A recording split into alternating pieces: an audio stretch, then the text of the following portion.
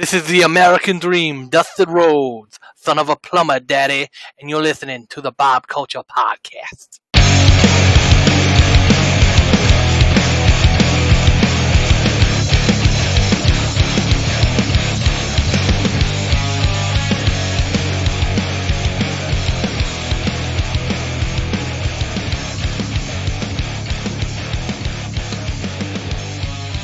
Welcome back to the Breaking Through the Speaking Out Movement podcast connection.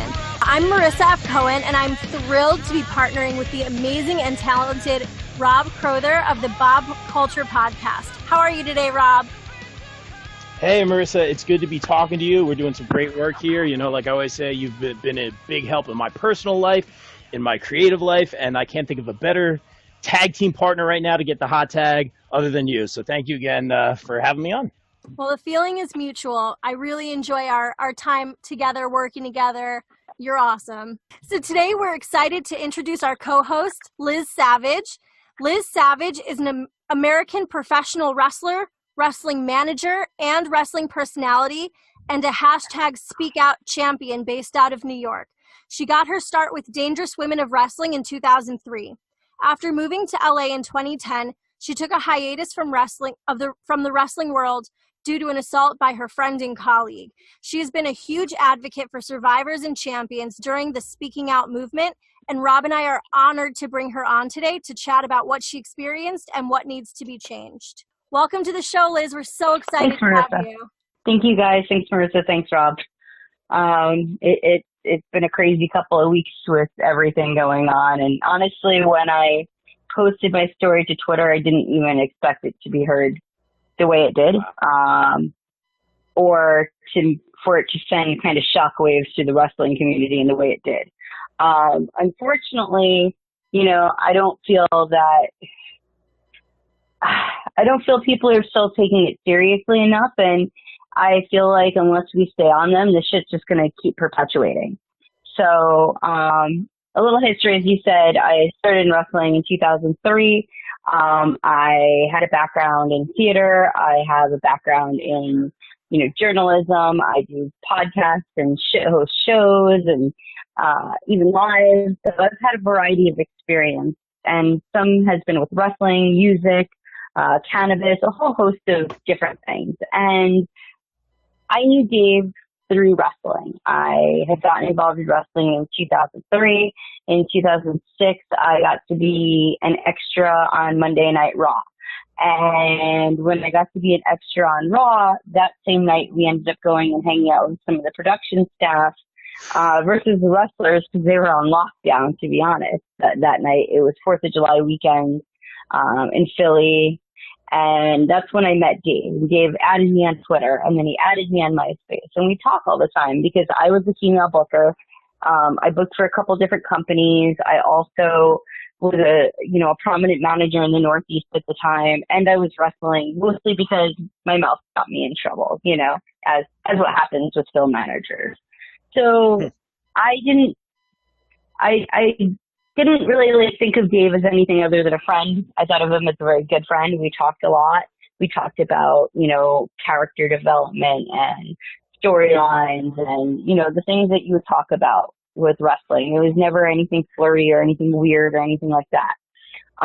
Also because I had a wrestling bully, I didn't really pay much mind to the dirt sheets at all at those times because there was usually some horrible stuff being posted by me by my wrestling bully. But, even then, I hope that she gets the help that she needs because a lot of her issues seem to be based around the same kind of things that so many women spoke out about. So, but I digress.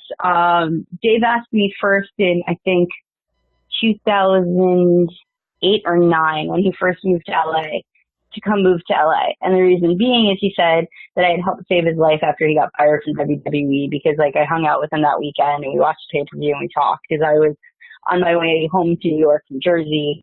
And he was like, oh, come hang out. And I was like, okay, I don't have anything to do. I have work tomorrow. And he sounded pretty sad. And I didn't know why he had gotten fired, but I knew he had wanted to leave the company for a while at that point. And he was unhappy with what he was doing because he was working on the fake ECW. So I hung out, nothing weird happened, everything was cool. We stayed in touch. We hung out a few more times between then and when he moved to California. And then as soon as he moved to California, he was like, oh, you should move out here. And I'm like, I'm not moving to LA. 2 years later, though, I was working in the Poconos. Winter was coming, and I was like, he's asking me if I want to move to LA, and I'm like, go check out LA or deal with, in Pennsylvania Poconos. Let's check out LA for the winter, right? Yeah. What could possibly go wrong, right? Oh boy. Well, Dave was working for NWA Hollywood at the time.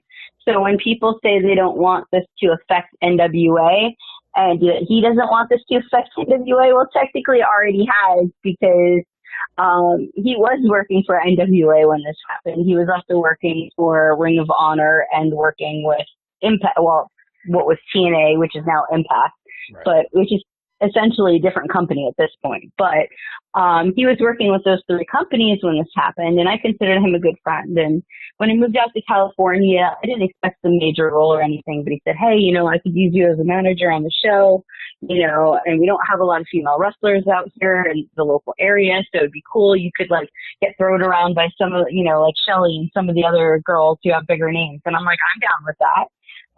He's like, I'm starting a promotion agency. I need help. You know how to do all this social media stuff. It'd be really useful to me. And I was like, cool. He's like, but you got to find another part-time job. And I'm like, okay. And he's like, you'll have to find a place where you can stay with me for a while. And I was like, okay. So when I got out there, he just totally turned cold, as if I wasn't his friend. He never told his roommate I was coming, which he had told me that person knew.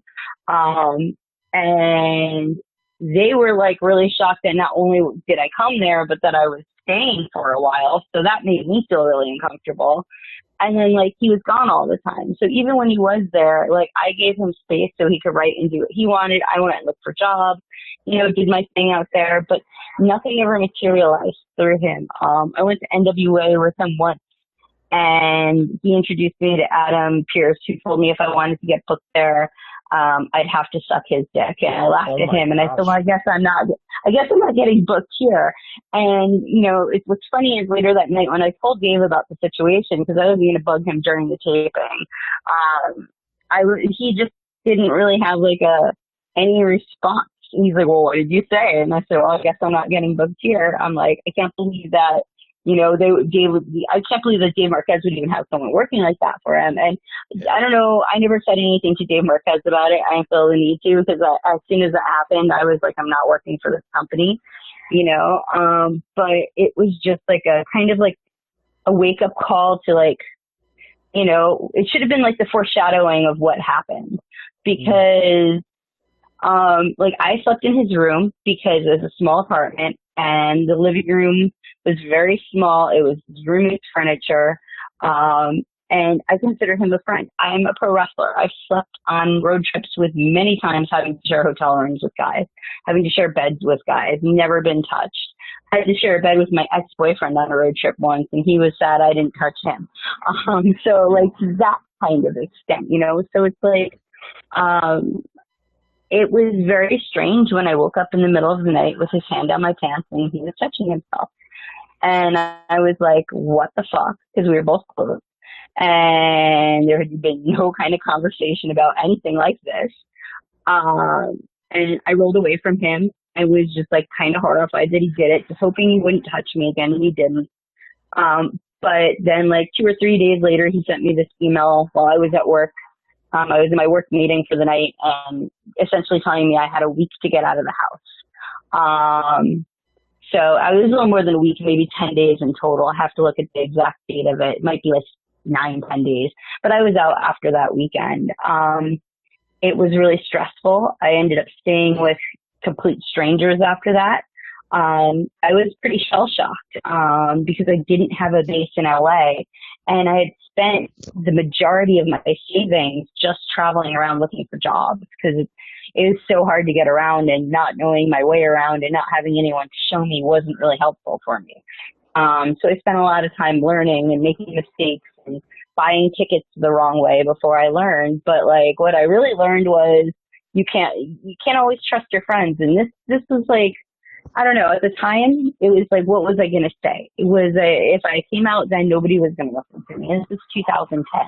You know, I had some wrestling contacts locally, but it was nothing that I was really holding my interest in. And there's a lot of backstabby kind of situations out there because I wasn't in the cliques there.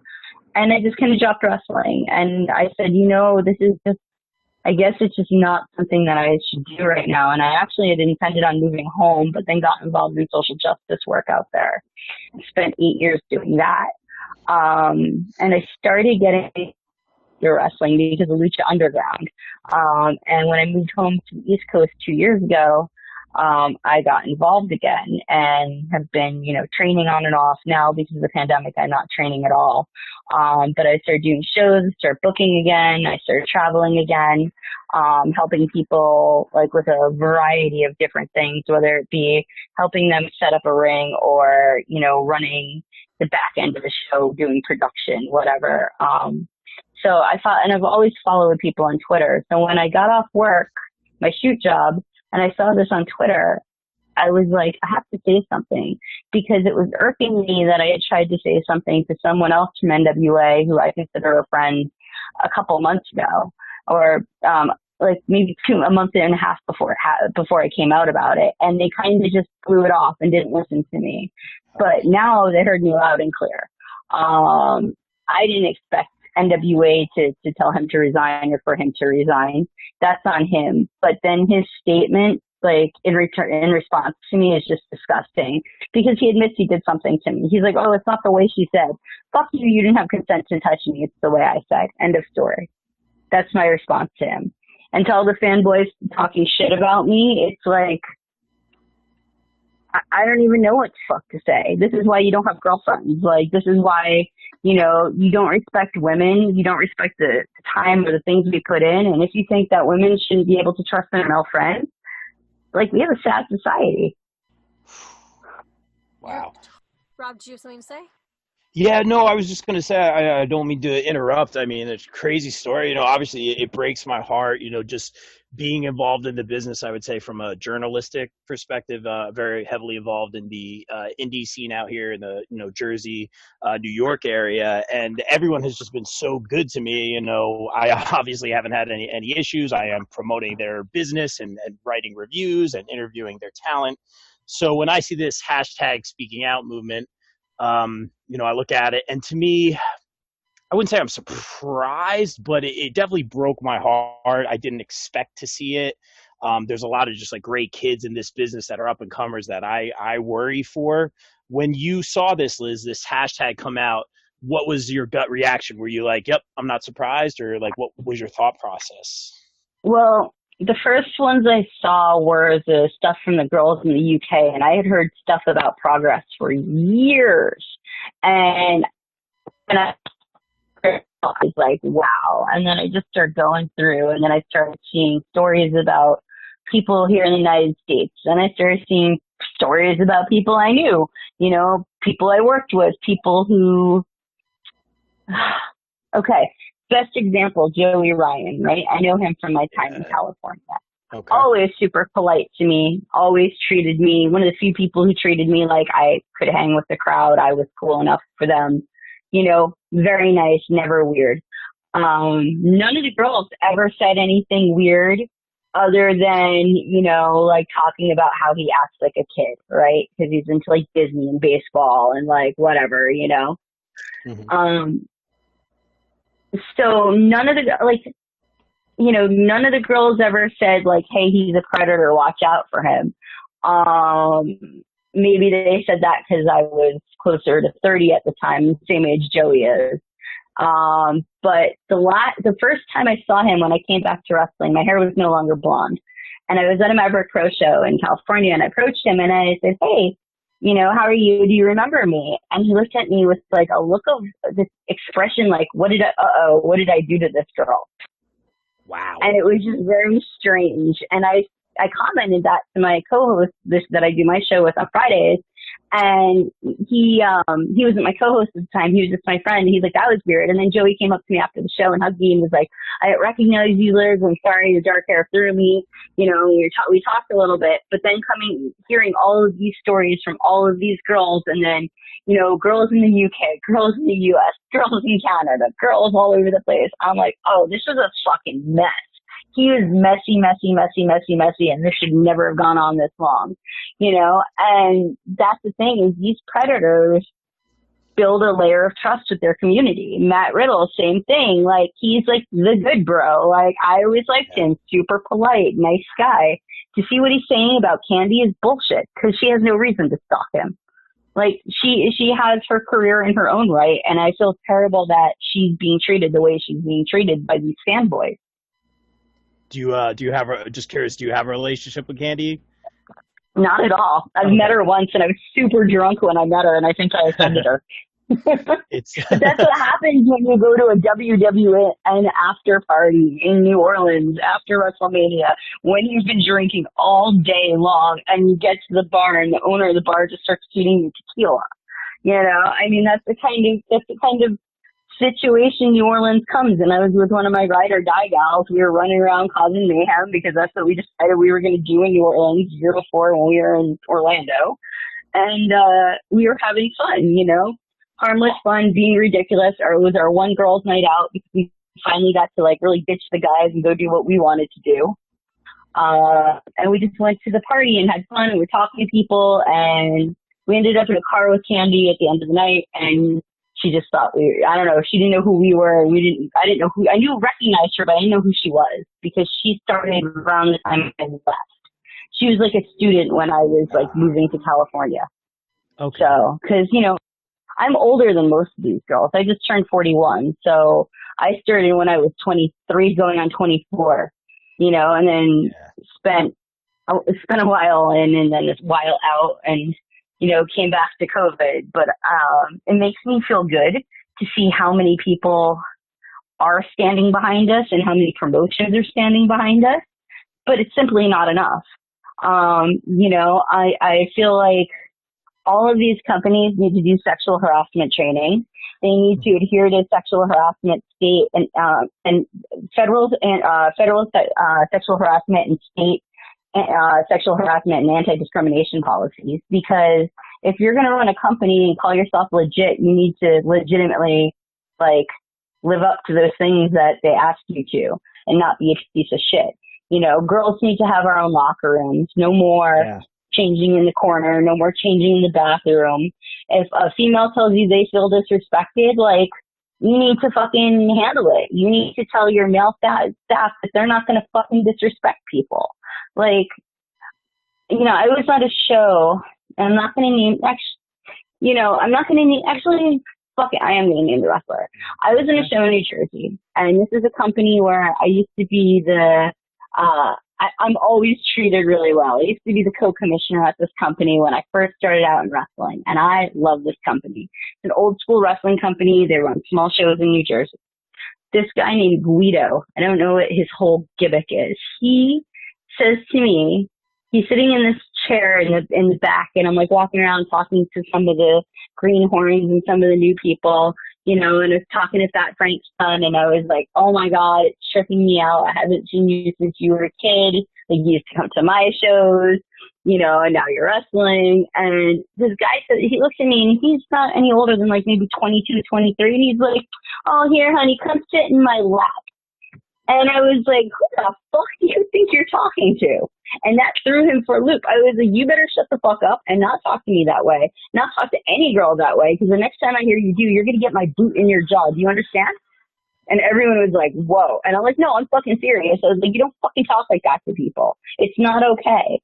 But that's the thing. It's like, not enough people are willing to stand up for themselves and tell people it's not okay. Or the guys just let other guys do it to the girls and to each other, you know? And that whole culture is like really toxic. Sure, you can pull pranks on each other. They don't have to be nasty and disgusting. You don't have to do sexual things to each other. You don't have to abuse each other. You know, it's like, but the amount of sexual assaults and sexual favors that have been demanded of the women in wrestling, far, far, far outweigh anything that has happened to the guys. Not to say that the things that have happened to some of the guys haven't been terrible in themselves. It just happens way more frequently. It happens. I think almost all of us have a story to tell, even if people still won't tell their story because they're afraid to. Wow, you touched on it perfectly. You say like obviously, and I think we're seeing that just statistically. Like it is the women. Like I don't know why people think that they're in a position of power, or I always say I think ego is a huge part of the problem for these people who like I was on this one show once in this capacity. Now you have to. Now I'm the king or whatever. But you do see stories like obviously Keith Lee saying he was drugged and woke up in a hotel room, doesn't know what happened. I mean, that's also crazy to me. But how much? This is just like my kind of thought. But what do you think these people's mindset are at? Like, how much of ego goes into this, and how much is using their power going into all this terrible behavior? It's a cross between all. It's like ego, power, and society saying that it's okay for them to do it. Because society has allowed that dynamic over and over and over and over again. Think about like Anna Nicole Smith. Like she was like 24, 25 when she started dating that billionaire dude. She was married to him by the time she was like 27, and I think she was dead by the time she was 30. And it's like everybody celebrated this. I can't even remember the dude's name. Everybody like celebrated him, was like, oh, look, he's awesome for like marrying this hot chick. She's a Playboy model. And then everyone with Anna Nicole is like, oh, she's a piece of shit. She just married him for money, and it's like that dynamic has always been like, I still see guys who are like my age chasing girls that are young enough to be our kids, and it's growth.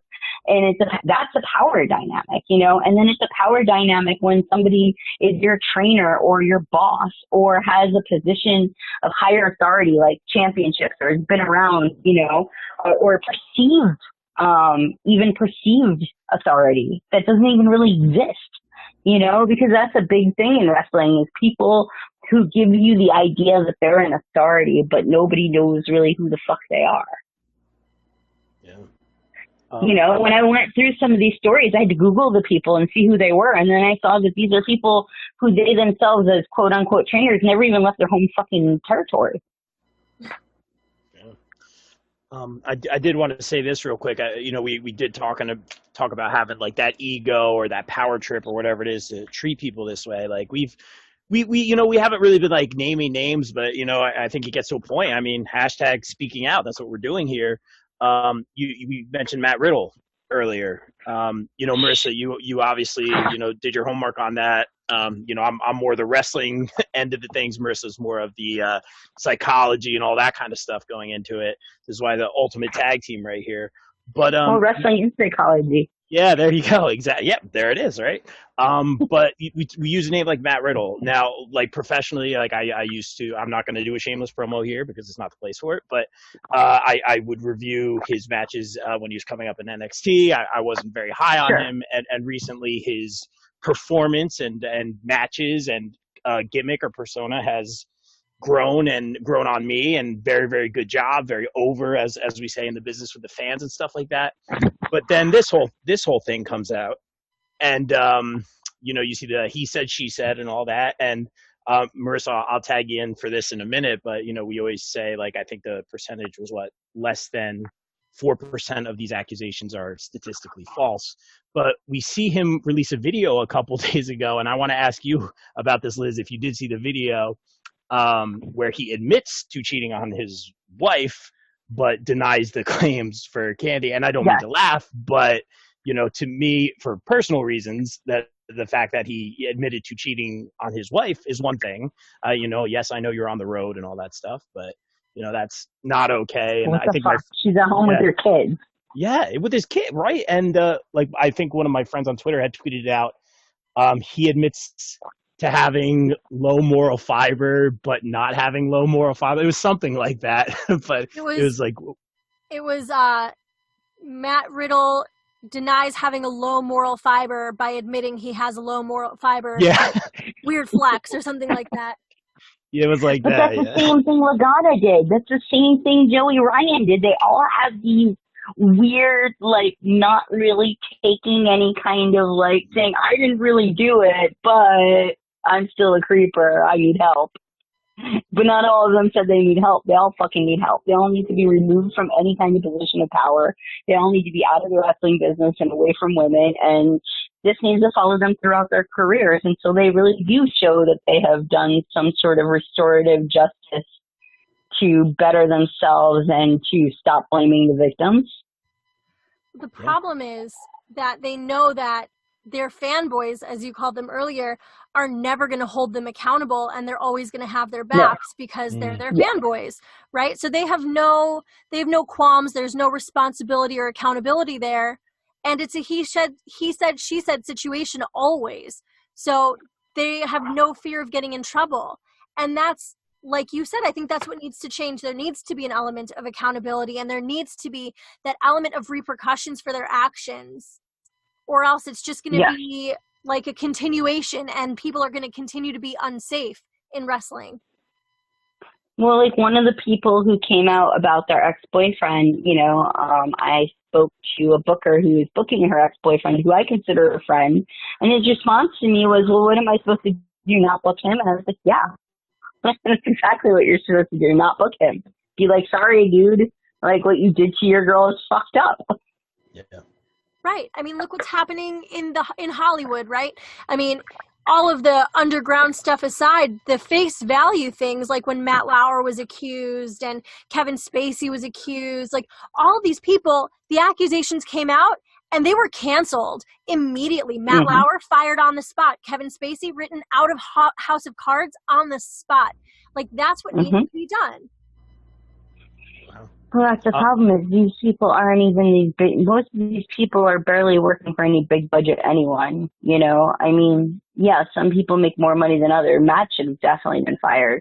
WWE has made some really poor choices in the people that they choose to keep and the people who they choose to fire. I'll tell you that.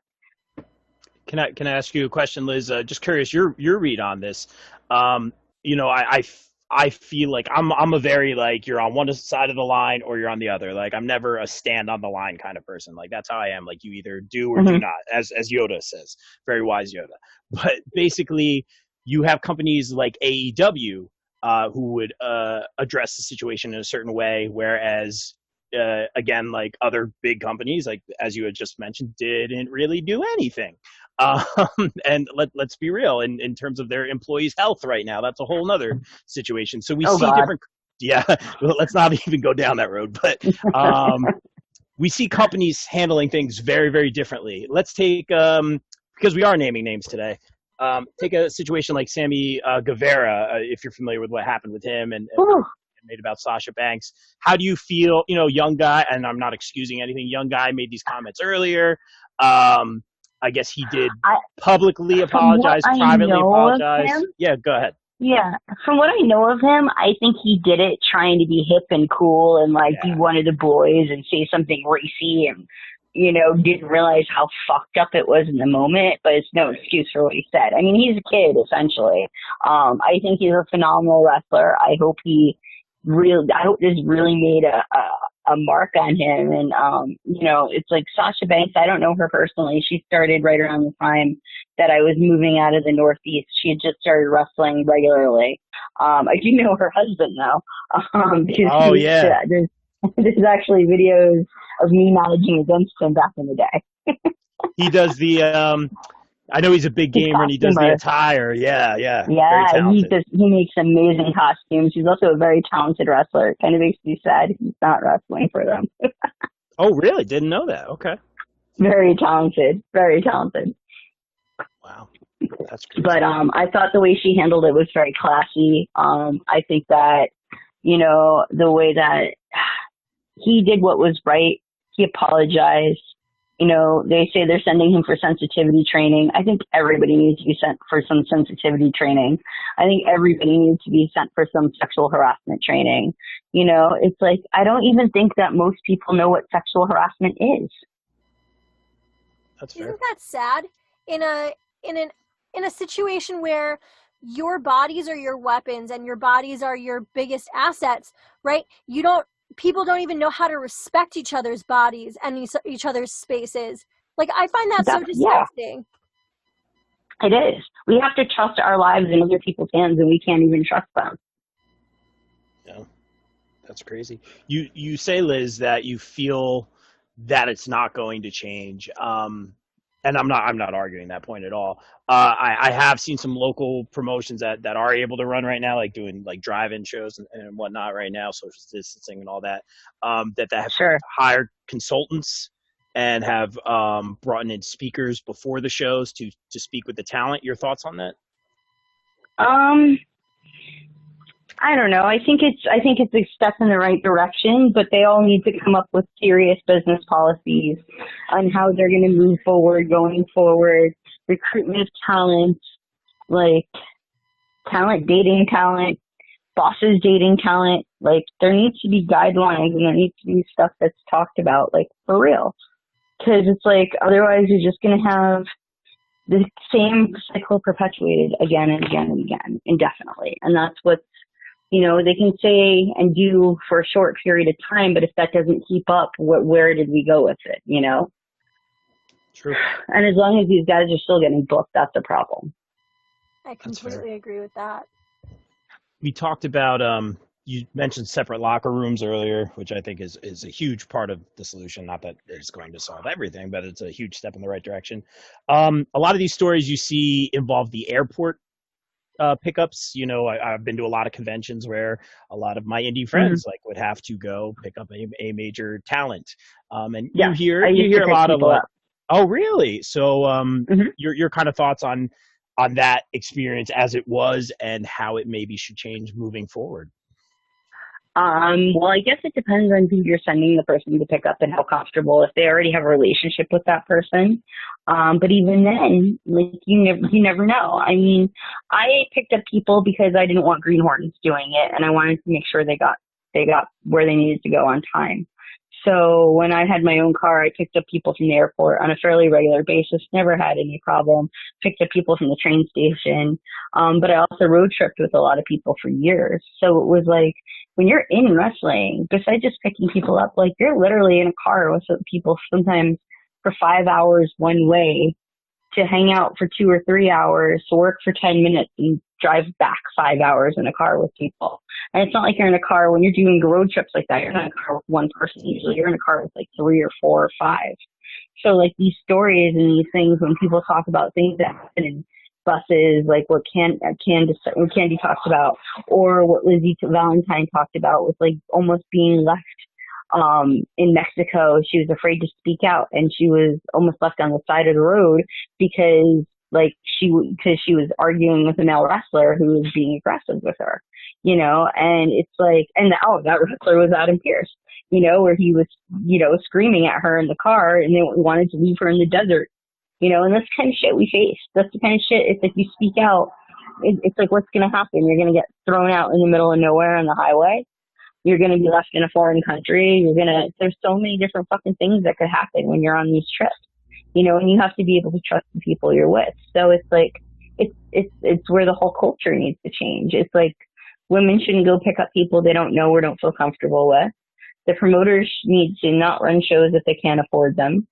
The promoters need to not book women if they can't afford to get them separate hotel rooms at this point. And I'm not saying don't book women. I'm saying come up with sponsorship money, guys. Like, if you want me to consult and make you a sponsor deck, I'll do one for you, but it ain't going to be free, you know? And that's the funny thing is, like, when people tell me, oh, I'm not going to book you, it's like, well, you're in Idaho and you were never going to book me anyway, because my fee just to show up is $100, and you'd have to fly me out and put me in a hotel and feed me and drive me around and pay me. And I don't think that's happening. Like, I'm realistic about this stuff. Like, a lot of these indie promoters think all talent should work for $25 still, you know, and some of these people who are getting assaulted at shows and companies that they're paying to be there. They're not getting paid. They're paying to be assaulted. They're paying to be used. They're paying to, you know, become someone's muse for the time being. And it's gross. That's terrible. Hot dog and a handshake, as they say. But Hey, that's how Johnny Rods used to pay me. It's okay though. I like yeah. Johnny Rods. Hey, I've been playing in bands in Asbury Park my whole life. I know that story. But I digress.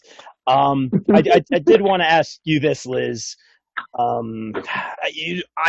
on my platform, I have so many indie wrestlers come on, and I like to help them. I like to help them make names for themselves, put them over, if Sure, you will. And it's great, and I have sure. great relationships with them. They help me with my podcast. They wear my T-shirt. It's awesome. I've had such a positive, you know, reception, a positive experience with all these indie companies. I have been able to, go in the door before again, from a journalistic perspective, not being in the business, but be in the doors before the doors open. And I Hmm. learned the respect, the shake everyone's hand. And to me, that's what went on behind the scenes. It was respectful. Everyone was a brother. Everyone was a sister. And I thought it was really cool. I saw people running the ropes, and I'm like, this is really cool. So I see this stuff now, and it breaks my heart. It makes me think like, oh, is this like not what it is? What's your gauge? Is it? I mean, I guess what's the scale here? Is it there's just like a lot of scumbags, or there's a lot of really good people? Like, where's your head at? I don't know anymore. I mean, it's a cross between both. If you look at my Liz Savage page, I have nearly 5,000 friends, and I know more than half of those people in person. Like, I know a lot of people. It's like I go to WrestleCon, like especially the one that was up here. Going to events like WrestleCon, going was like seeing my family. Going to shows here, even in California before I left. I met new people, I made new friends. But I have a lot of old friends, and I've been getting in contact with people. There's a lot of people I really love, I really trust, and I don't want to have to feel that way about my friends. I don't want to have to feel like I can't trust to have one of my friends staying in a place where I am, especially when I'm going back out on the road again and traveling with people. Bringing greenhorns on the road with me. Like you say, like you help you bring young people up. So do I. That's been the things as a manager. I've always dragged along talent with me when I'd get bookings. I'd build talent up at shows. I'd seek out those champions that might not be on someone's, radar as a potential champion. And I represented a lot of the underdogs, and it's like, I have a lot of really awesome friends in wrestling. I know so many cool people. A lot of my friends are on TV right now. It makes me really happy for them, but it's like at the same time, it's like we all need to work together to stop the bad people from ruining what we have and perpetuating the stuff that made it bad to begin with. Because I think that we could take it back and make it into something that could be better and could be more fun and could be, that the fans could stay behind, because it's like, a lot of people are super disgusted with wrestling right now, and it's not the same watching it with no fans. And this is the kind of thing that will just make people walk away.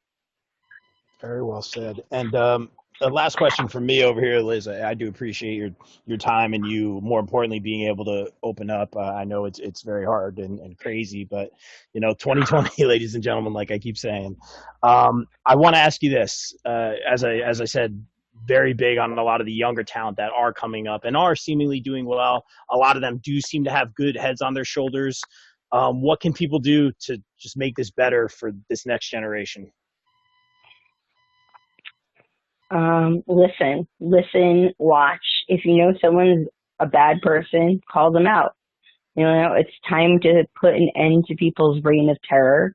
I mean, there's plenty of guys out there who've gone through girl after girl after girl. There's guys who've gone through guy after guy. But it's gotten to the point where people need to really speak up against this, especially people in power. The people who've done things wrong need to admit to what they've done, and they need to not only reflect on themselves, but they really need to seek some sort of guidance through, I don't know, if counseling or spiritual or whatever it might be. Because you know what? I'll be real with you. I've been part of anarchist groups who call for restorative justice from within when there's been sexual offenses against members of the group, for members of the group, and there was no fucking accountability. I mean, honestly, like the only accountability that even close thing that to accountability or retribution that happened was a little bit of street justice when one of the, one of the smaller women went after the sex offender in a crowd of people, and, you know, they got him. But it's like, I have a lot of really awesome friends in wrestling. I know so many cool people. A lot of my friends are on TV right now. A lot of my friends are on basically socked him in the face about 16 times until he ran into a group of cops. But, you know, it's like, dudes need to hold their friends accountable, because if you think that us as women, if you respect us and you say you care about us, hold the other guys accountable. Don't let them tell stories like this. If you hear them talk, be like, shame them for it. Be like, what the fuck, dude? Like, don't let people be pieces of trash or treat other people like trash. It's as simple as that, you know? Agreed. I feel like once everyone starts speaking out and calling people out, it'll change the game for the people who are being affected. You know, like the people who, right, exactly. The people who have been impacted or have been assaulted are probably afraid for their careers and afraid for their safety and retaliation, because look what happened to you and Candy. I mean, you spoke out, and then you have all of these people all over the internet just harassing and bashing and demeaning. I mean, it's unsafe and it's scary for people. But I think you're right. I mean, go ahead, sorry. It's so bad they have to take down Reddit threads because they've gotten violent about us. Really? Yeah. I haven't seen the threads, but somebody was like reading them to me. And then when I got a chance to get off work and look for the Reddit threads myself, I couldn't find them. And the one that I did find, it said content has been deleted. You know, it was like the ghost of it. Yeah, it was crazy. I was like, okay, you know, but he was reading off the comments to me, and I was like, this is fucked up. Like, people were saying that I deserve to be raped. People were saying that I deserve to get beaten up, that I'm going to pay for what I did. Good thing I know how to defend myself. I don't know what else to say, but we don't deserve this. Like, none of us deserve this. And if you're idolizing these guys, like, you really got to look into yourself and be like, what the fuck is wrong with me? It's a very, very big pill to swallow. It's rough. It's really rough. The whole industry has been turned inside out. But you know what? I have to give it to the youth for doing it, because it's the time for it to happen, and it's gone on far too long. Because when I started, there is no way this shit would have flown. You know, you look at people like Angel Amoroso. She's the best person to like talk about. She was one of the ECW girls. Who never really was like used very much because she was underage, but she has some crazy ass stories which everyone, you know, says aren't true and don't want to believe because they're their beloved ECW heroes. But honestly, I believe her. You know, I believe that at least like a good percentage of what she's talking about happened. And knowing what happened to some other girls in the industry before me, which I'm not at liberty to discuss those stories, but those stories are out there, and hearing some of the stuff scared me. Like, literally to the point of, like, I heard about a story that happened at a wrestling school, and I was like, should I even come here? And sat down with the owner and was like, you know, I heard this happen and this is fucked up. And they're like, I assure you nothing like that will happen again, you know, and nothing has happened like that since. And, you know, it was at a private event, and, you know, they got this girl bombed. And that's not right either. If you get a girl so trash you can't consent, you still don't have consent. Right. If you're unconscious, or a lack of anything is not consent. If you're asleep, you can't consent. If you're drunk, you can't consent. I mean, these are, you'd think that they're basic common sense, but it's used so often as like a tool. You know, if we get this person bombed, they can't say no, so technically it's a yes. I mean, that's not true. That's the dumbest thing I've ever heard. Yep. And just because somebody has consented in the past doesn't mean you always have their consent. 100%.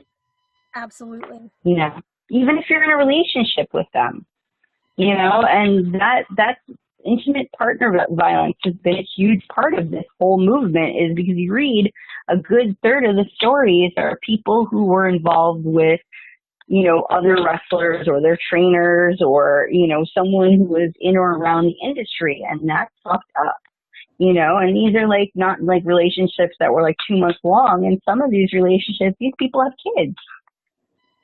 That's disgusting. It's crazy. I wanted to end it on like some sort of a hopeful or positive kind of note, Well, but it's the just, it's hopeful so, note, yeah.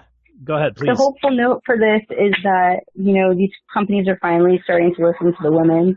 They're finally starting to take some of the stuff seriously, and maybe they'll start treating the wrestling business like it's an actual business. Boom.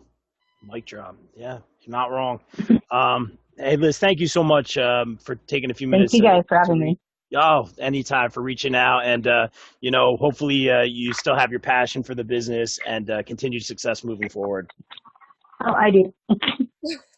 Thank you, guys. All right. Stay safe. We're out.